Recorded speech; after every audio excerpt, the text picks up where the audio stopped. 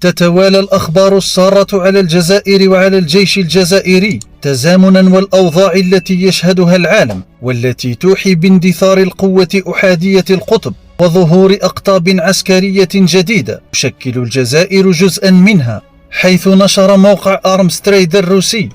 التابع لشركة كاتيرفي لصناعة الصواريخ الروسية خبرا يضع فيه حدا للأكاذيب التي روجت بأن فرنسا تحاول الضغط على روسيا لإفشال صفقة المقاتلة التكتيكية سوخوي 34 بين الجزائر وروسيا. وأكد الموقع أن الجزائر ستحصل فعلا على 14 مقاتلة من النسخة الحديثة سوخوي 34 ME، بحيث يكون برنامج تسليمها للجزائر بدءا من السنة الحالية ب7 مقاتلات، والنصف الآخر قبل نهاية السنة المقبلة. وتم استبدال في هذه النسخة جميع الإلكترونيات الموجودة على المقاتلة من رادار وأنظمة اتصال وأسلحة جديدة، مع قدرة استيعابها على أنظمة الحرب الإلكترونية. ونقل التقرير عن المدير التنفيذي للشركة الحكومية الروسية روستاك أن النسخة التي سيتم تصديرها للجزائر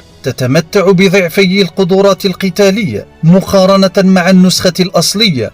كما تدمج فيها بعض الأسلحة الخاصة بمقاتلة الجيل الخامس سوخوي 57 مثل صاروخ جوجوكا 77 ME بباحث يعمل برادار إيزا ومحرك رامجات، بالإضافة لتسليحها بقنابل انزلاقية وصواريخ كروز من نوع ASM و ARM